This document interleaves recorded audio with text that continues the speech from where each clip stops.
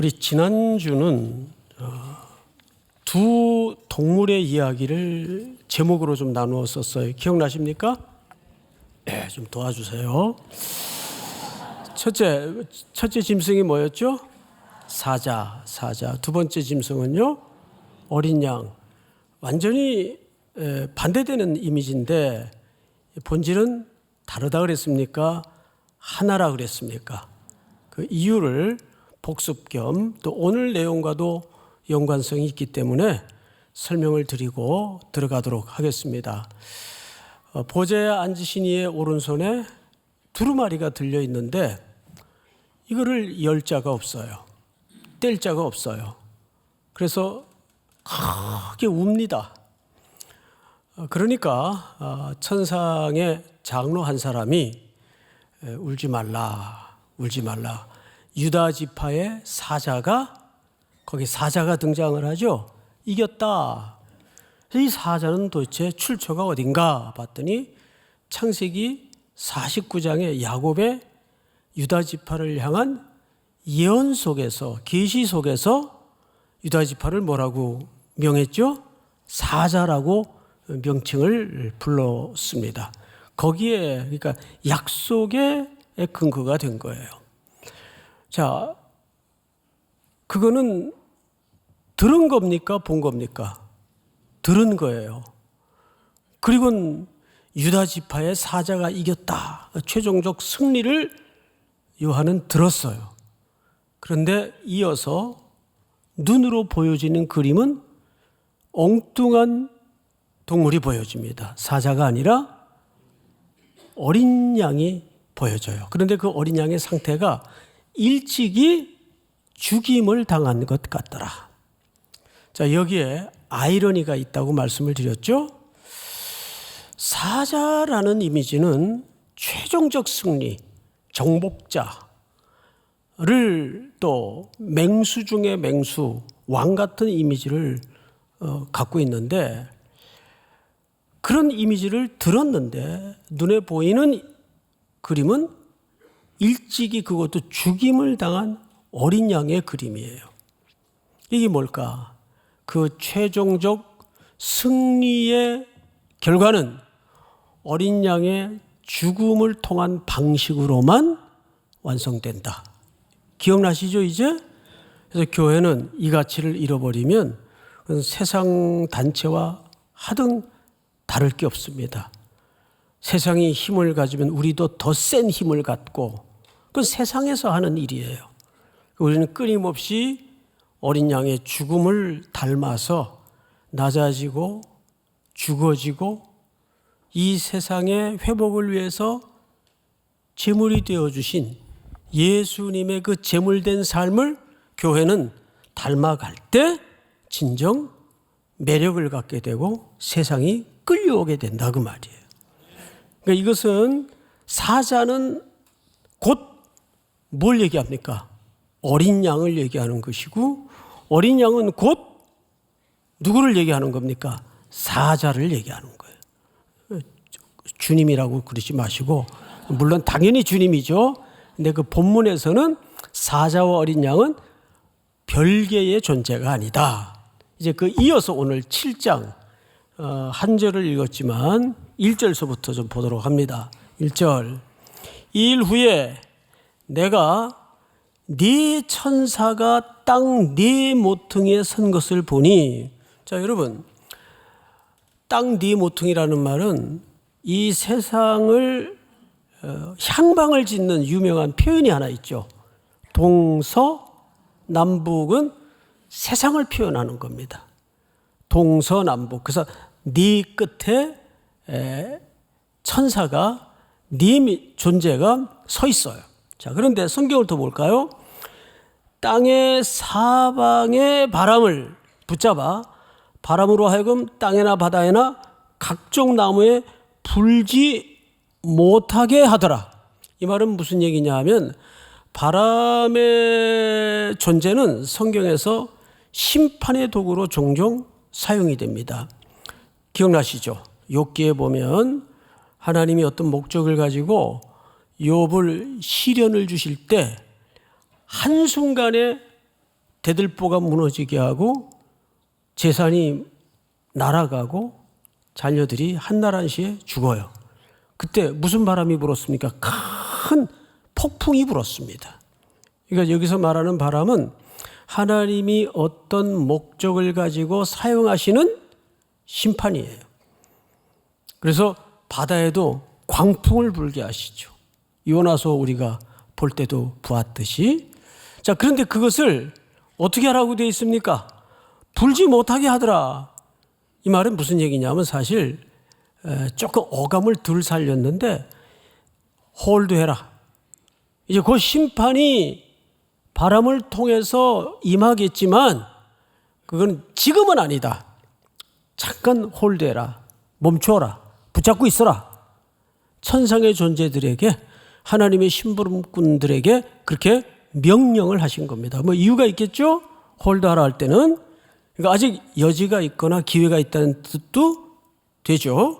2절. 또 봄에 다른 천사가 살아계신 하나님의 뭘 가졌어요? 자, 여러분, 인이 뭡니까?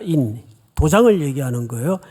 한 천사가 하나님의 도장을 가졌어요. 근데 이 무슨 용도인가 하면 인을 가지고 해 돋는 데로부터 올라와서 땅과 바다를 해롭게 할 권세를 받은 네 천사를 향하여, 자, 한 천사가 하나님의 인을 가지고 땅의 권세를 잡은 하나님의 심부름꾼인 네 천사에게 큰 소리로 명합니다. 자, 보세요. 향하여 소리로 외쳐 이르되 우리가 우리 하나님의 종들의 이마에 인치기까지 땅이나 바다나 나무들을 해하지 말라 하더라. 자, 요지는 이런 겁니다.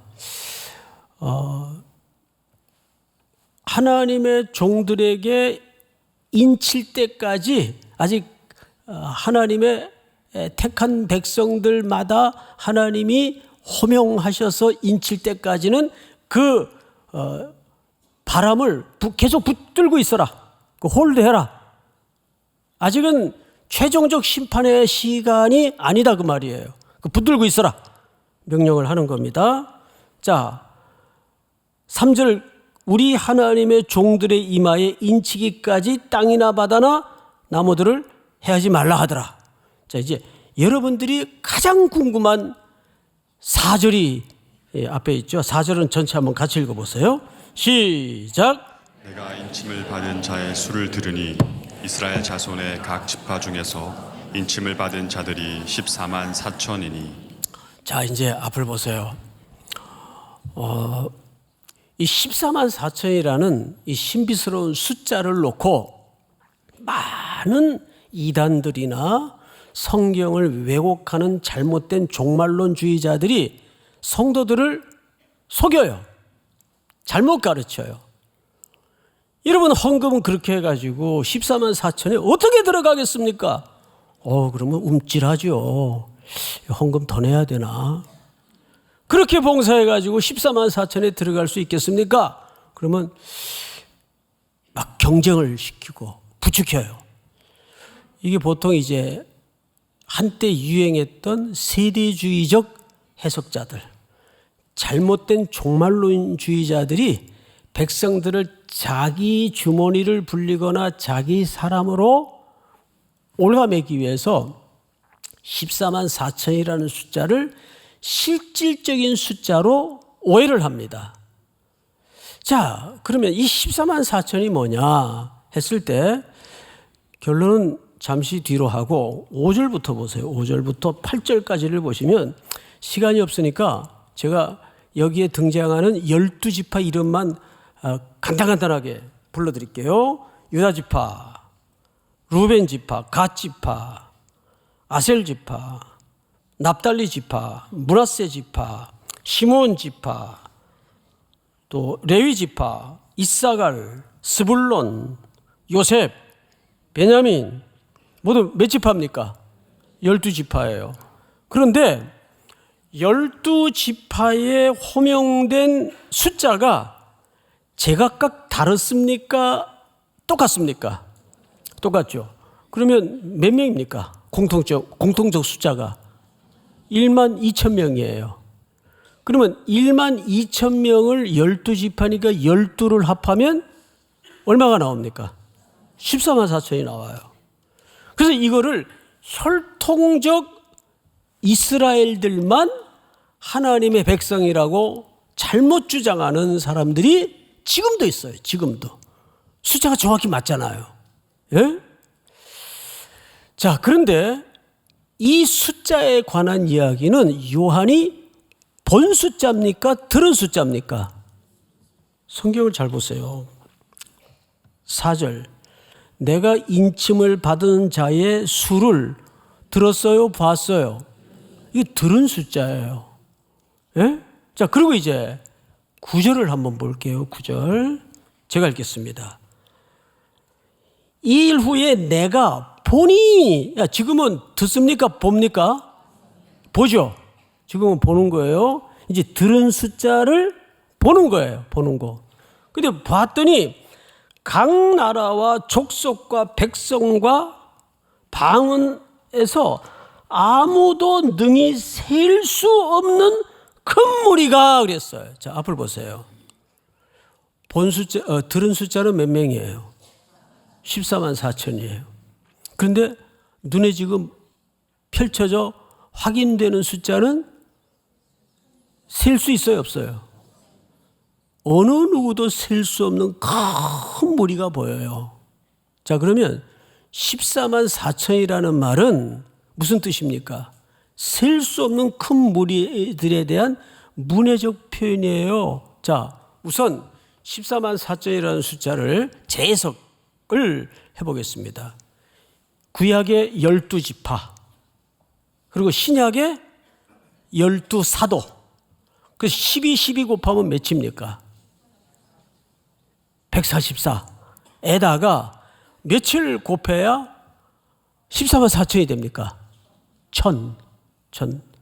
그러면 유대인들에게 1000이라는 숫자는 무슨 뜻인가 하면 많다, 그 뜻이에요. 뭐 별 뜻 없어요. 자, 생각을 해보세요. 우리도 60년대, 70년대 부자를 표현할 때 사회적 통념이 있었어요. 백만장자 그랬어요. 백만장. 기억납니까? 안 납니까? 요즘 연식이 되신 분들은 기억나야죠. 그때 간첩 신고해서 간첩을 잡으면 200만 원을 줬어요.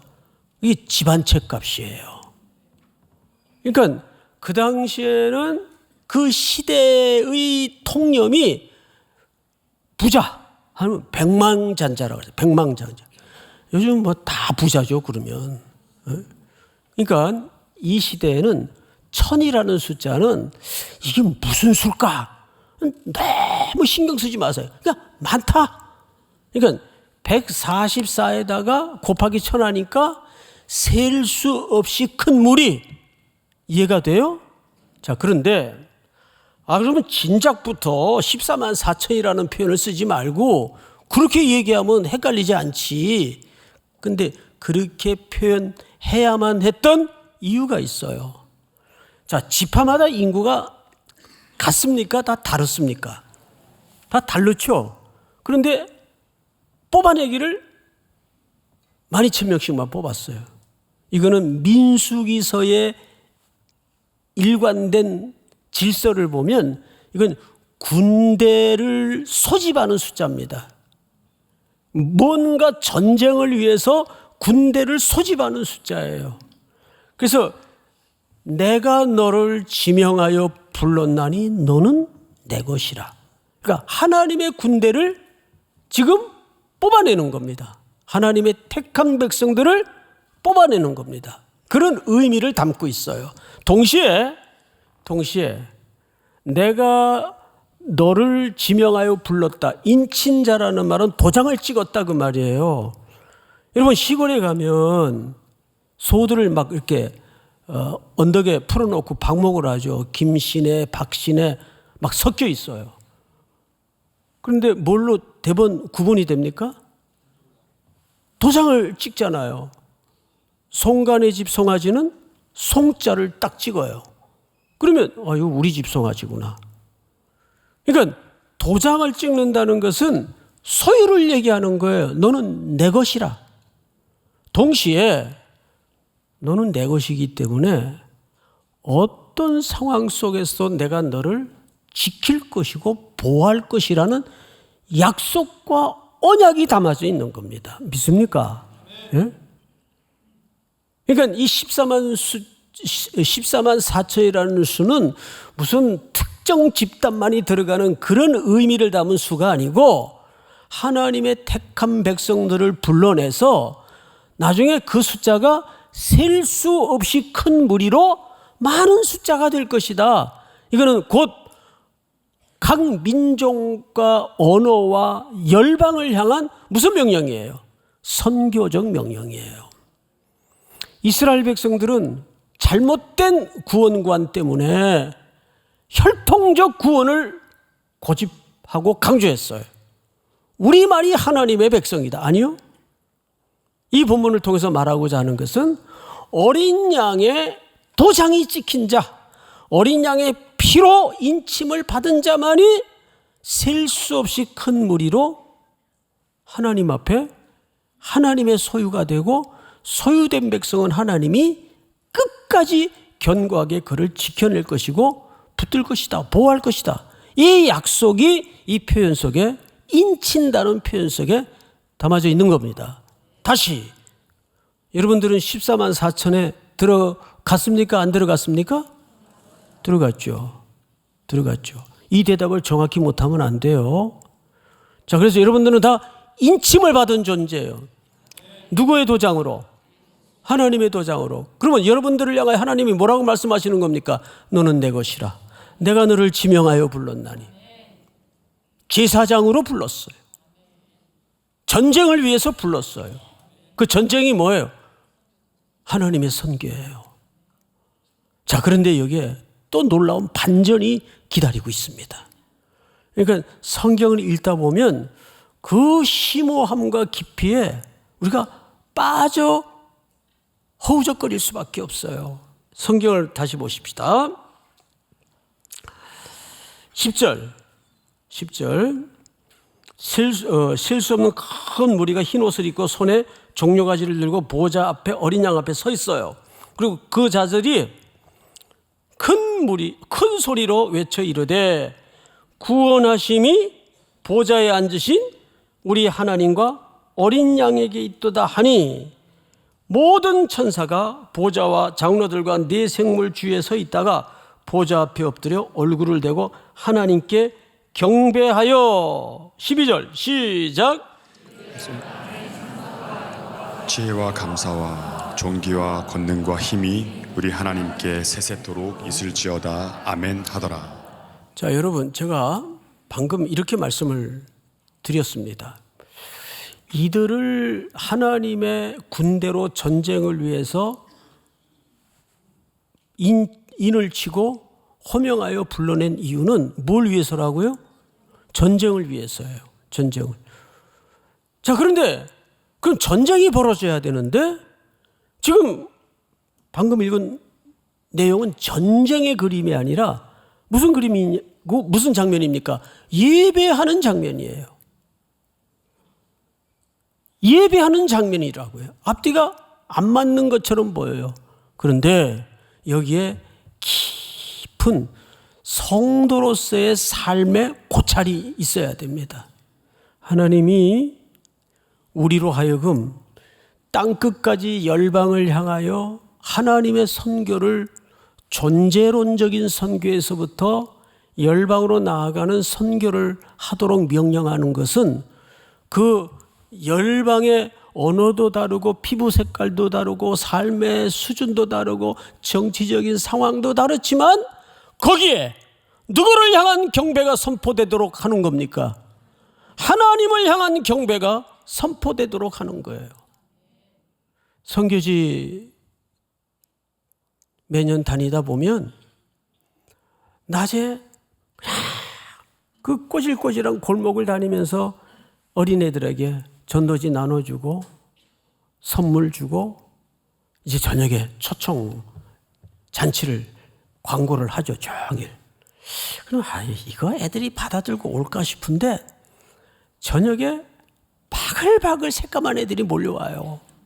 그래서 앉을 자리가 없어가지고 애들이 이렇게 단이 높으니까 학교 강당을 빌려서 저 라이프 대학이라는 시아노쿠 쪽에 학교를 빌려서 집회를 했는데 애들이 요 강단, 애들이 키가 작으니까 이게 이제 강단 턱이면 여기다가 턱들을 다 걸고 이 앞에서 쫙 서가지고 한 번도 들어보지 못한 찬양, 한 번도 불러보지 못한 노래를 어쩌면 그렇게 일관되게 열심히 찬양을 하는지 그 자체가 감동이에요. 자체가 놀라운 일이에요. 그러니까 그 열방이 그리스도께로 돌아오고 하나님을 향하여 예배가 드려지는 광경을 경험한 사람은 선교 갑시다 그럴 필요가 없어요. 그냥 여름만 되면 겨울만 되면 목육병 환자들처럼 그냥 캐리어 들고 나오는 거예요. 이게 DNA가 돼가지고 그 감격을 경험한 사람들은 선교 가자마자 할 이유가 없어요. 필요가 없어요. 얼마나 장관인지 알 수가 없습니다.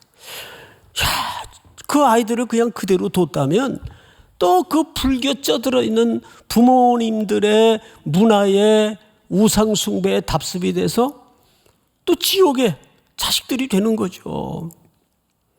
그래서 선교는 어른 선교도 필요하지만 늦는 것 같아도 아기들 때, 어린 아이들 때 복음을 전하는 것이 제일 빠릅니다. 우리가 20년, 30년 다니다 보면 그걸 알 수가 있어요. 제주도에서, 목포에서, 장흥에서 우리 청년들로, 성도들로 하여금 복음을 들었던 사람들이 서울 오면 다 3일교회로 와요. 그때 그 3일교회 성도들이 우리 마을에 몇 년 동안 계속 와서 복음을 전했는데 그 흐릿한 흔적이 그게 대단한 거예요, 사실은. 택한 자들은 그 기억과 추억을 가지고 있단 말이에요. 믿습니까, 여러분? 여기에도 보면은 예배가 드려지고 있어요. 그게 뭐예요? 그게 악의 권세가 가득 세상을 붙들고 있는 그 속을 향해서 하나님의 백성들이 여호사밧의 군대처럼 찬미를 드리고 예배케 해서 하나님의 통치를 이루어내는 겁니다. 그거보다 더 격렬한 싸움과 전쟁이 어디 있어요? 이 영적인 전쟁 아니에요. 그렇죠, 여러분? 그래서 12지파의 12,000명씩을 호명한 것은 하나님의 택한 백성으로 어떤 전쟁을 위해서 호명하여 너는 내 것이라 인을 쳤고 그들에게 하나님의 언약으로 보호와 생명까지를 책임지겠다는 약속이 주어진 것은 그들로 하여금 이 땅에서 물리적인 전쟁을 얘기하는 게 아니라 우리 삶 자체가 사실은 존재 자체가 뭐 하는 거예요? 영적인 전쟁 아니에요. 매일 우리의 일상에서 그런 격렬한 전쟁이 계속 지금도 진행되고 있고 벌어지지 않습니까? 그걸 얘기하는 거예요. 전쟁의 의미로 호명된 자들이 결국은 뭘로 승리하는 거죠? 예배로 승리하는 겁니다. 그러니까 여러분, 우리의 삶 속에 이 예배가 얼마나 중요한지 몰라요. 이제 온라인 그만하시고 좀 나오세요. 예? 성도들끼리 온기를 느끼면서 호흡을 섞어가면서 이 공동체가 어우러져 예배하는 것이 얼마나 놀라운 은혜인지 알 수가 없습니다. 이 온라인을 언젠가는 결단을 하고 이제 끝내야 될 것 같아요. 아직까지는 생각만 하고 있어요. 생각만. 이 온라인으로 드리는 분들도 다 사정이 또 있거든요. 여쭤보면. 자, 그런데 성경을 다시 보십시다. 13절 우리 이성근 목사님 한번 읽어주세요. 장로 중 하나가 응답하여 나에게 이르되 이 흰옷 입은 자들이 누구며 또 어디서 왔느냐? 자, 질문을 하죠. 그 천상의 장로 중 하나가 나에게 이르되 이 흰옷 입은 자들이 누구며 어디서 온 사람들이냐? 허다한 셀 수 없는 무리가 와서 예배를 하고 장관을 이루니까 이 사람들이 다 어디서 온 사람들이면 누구냐? 자, 여러분 계시록 5장 9절을 좀 볼까요? 띄워주세요. 다 같이 시작. 그들이 새 노래를 불러 이르되 두루마리를 가지시고 그 인봉을 떼기에 합당하시도다.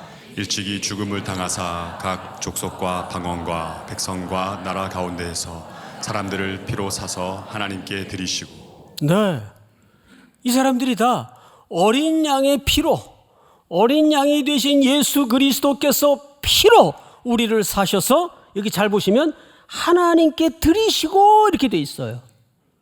그러니까 어린 양이 이 땅에 오셔서 피값으로 우리를 다 지불하시고 죄 없다 선언해 주시고 우리를 사셨어요.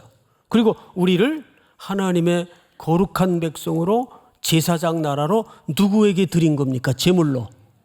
예, 제물로 드린 거예요. 예수님이 제물이 되어 드리신 것처럼 우리에게도 그 삶을 쫓아오도록 요구하고 있는 겁니다. 믿습니까? 로마서 우리 한번 볼까요?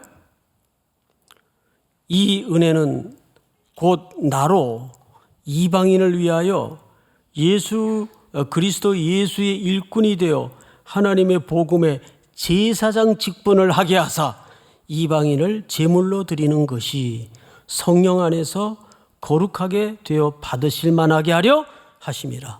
여러분, 우리가 그러니까 그러고 보니까 우리 존재가 뭘로 하나님 앞에 이미 드려진 겁니까? 제물. 제물이 막 제물의 전제는 공통점이 하나 있는데 뭐죠? 죽여서 드리는 겁니다. 근데 교회가 시끄러운 이유는 제물이 덜 죽었어. 예? 목 잘린 닭이 막 뛰어다니는 거야, 그냥 펄펄. 온 교회가 피바다가 되고 목만 뛰어다니니까 목만 그냥 막 그런 제물들이 교회 안에 가끔 있어요. 제물의 공통적 전제는 죽여서 드리는 겁니다. 누가 그러셨듯이, 어린 양이 그러셨듯이. 그분을 노래하는 자는 구원하심이 보좌에 앉으신 어린 양께 있도다. 지난주 제가 하이 히틀러라는 인사말의 의미를 설명을 드렸어요.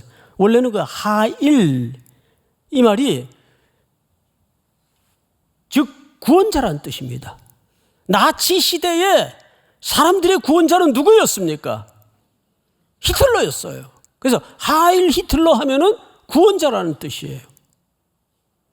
이게 독재 국가들에서 전형적으로 써먹는 우상화 작업이죠. 북녘 집단도 마찬가지고 히틀러하고 다를 바가 없어요. 자, 그런데 기억하십시오. 구원하심이 어린 양께 있도다라는 말 속에 또 하나의 중요한 질서가 뭐냐면 끝까지 그분에게만 충성한다 그 말입니다. 믿습니까? 신앙인들은 그리스도께 충성해야 돼요. 충성은 적당히 하는 게 아닙니다. 항상 모든 삶의 사이클을 충성의 대상이신 삼위 하나님께 맞춰놓고 그분이 좋아하는 게 뭔지, 반대로 그분이 싫어하는 건 뭔지 일일이 자세히 세밀히 기억하셔야 됩니다. 끝까지 충성하는 게. 그러니까 그 히틀러를 향한 인사말 속에는 그 시대는 히틀러에게 충성하겠습니다. 그 선언이거든요. 구원하심이 보좌에 앉으신 어린 양께 있도다. 그럼 우리는 하나님의 백성, 피로 값주고 산 주의 제단에 드려진 제물로서 우리는 구원하심이 어린 양께 있도다라고 고백을 할 때 그 고백 속에는 어떤 고백을 함께 담는 겁니까? 오직 주께만 충성하겠습니다. 돈 앞에 절하지 않겠습니다. 밥 세 끼 앞에 절하지 않겠습니다. 사람이 본질이 먹어야 사는 존재이지만 그것이 나의 구원자가 아님을 고백합니다. 근데 이 싸움이 정말 매일 우리의 삶에 구질구질하고 꼬질꼬질하고 디테일한 삶 속에서 매일 밀려 들어오는 도전들이란 말이에요. 이대로 있다간 나만 도태되는 거 아닌가? 나도 주식을 좀 사야 되나? 주식하는 게 죄라는 말이 아니에요. 그걸 예배 시간에도 들여다보고 있으면 어떻게 해요? 예? 예배 시간에도. 근데 그런 사람을 봤어요. 속상하더라고요. 그 올라가는 게 그 사람의 메시아인지, 예? 하나님의 말씀이 그 사람의 메시아인지 헷갈리는 거죠. 그래서 가능하면 예배 시간에는 성경책 들고 이거를 직접 열고 예배를 드리는 게 좋습니다. 이거 들고 이게 여기 성경이 다 있어요. 나도 막 성경 공부도 있고 근데 정말 그것만 봐요? 에? 옆에 또 못 하나 떴네. 이게 팝업이 또 뜨잖아요. 툭툭툭 자꾸 올라오잖아요. 이게 누구한테 메일 온 거지? 이것도 고지서내라 그러네. 그 무슨 예배가 되겠어요, 그게? 예? 그러니까 구원하심이 보좌에 앉으신 어린 양께 있다는 이 고백은 어마어마한 총체적인 고백입니다. 할렐루야. 자, 마지막으로 14절을 보실까요? 14절. 내가 말하기를 내 주여 당신이 아시나이다 하니 그가 나에게 이르되 이는 큰 환난에서 나오는 자들인데 어린 양의 피에 그 옷을 씻어 희게 하였느니라. 이들은 큰 환난에서 나온 무리들이에요. 이 땅에 살면서 말씀 앞에 내가 떠밀릴 수가 없어서 양보할 수가 없어서 손해보고 그것이 소아시아 7교회 속에 다 담아진 내용 아니었습니까? 끝까지 신앙의 절개를 지키고 손해를 각오했고 목숨을 불사했고 그런 큰 울음이 담겨진 그 환난에서 나온 자들이에요. 그런데 그들도 어린 양의 피로 씻음을 받은 자들입니다. 그래서 그들이 입은 옷은 흰 색깔로 여기 묘사가 되잖아요. 어린 양의 피로 씻어졌기 때문에. 마지막 15절 다 같이 시작. 그러므로 그들이 하나님의 보좌 앞에 있고 또 그의 성전에서 밤낮 하나님을 섬기며 보좌에 앉으신 이가 그들 위에 장막을 치시리니. 여기 밤낮 하나님을 섬긴다는 말은 봉사한다는 그런 의미보다는 하나님을 예배한다 그 말이에요. 하나님을 예배한다. 그래서 여러분 우리에게 허락된 이 예배의 시간은 매우 우리의 삶 속에 근본이 돼야 됩니다. 믿습니까? 또 한 주도 여러분들이 떠날 선교지를 위해서 준비하고 기도하시면서 먼저 내 삶의 자리에서부터 그 선교가 준비될 수 있도록 또 하나님께서 인친 주의 백성들은 반드시 세상 끝날까지 함께 하실 것이고 보호할 것이고 인도하실 것을 그 약속을 붙들고 한 주를 견고하게 살아내는 은혜가 있기를 주의 이름으로 축원합니다. 다 일어나십시다.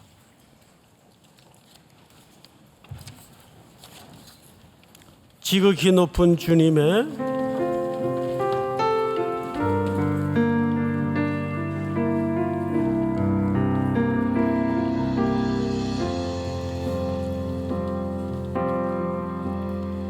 지극히 높은 주님의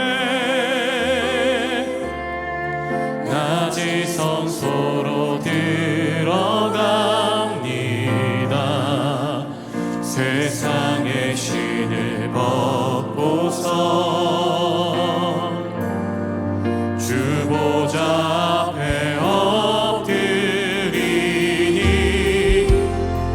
내 주를 향한 사랑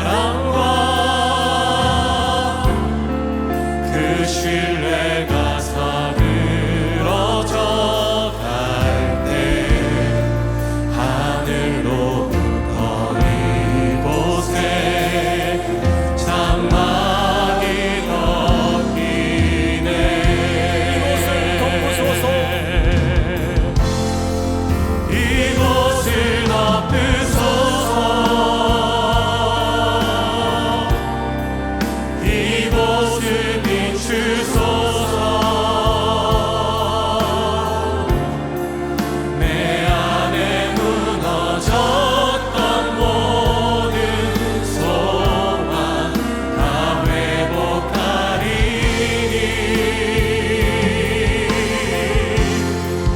이곳을 지나서 손을 다 같이 높이 들고 이곳을 만지소서. 내 안에 죽어가는 모든 예배 다 살아나리라. 이곳을 덮으소서.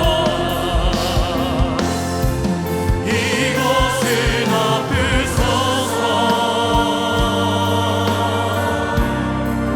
이곳을 비추소서. 내 안에 무너졌던 모든 소망 다 회복하리니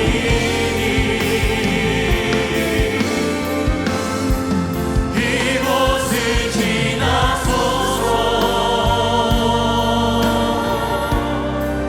이곳을 만지소서. 내 안에 죽어가는 모든 예배 다 살아나리라.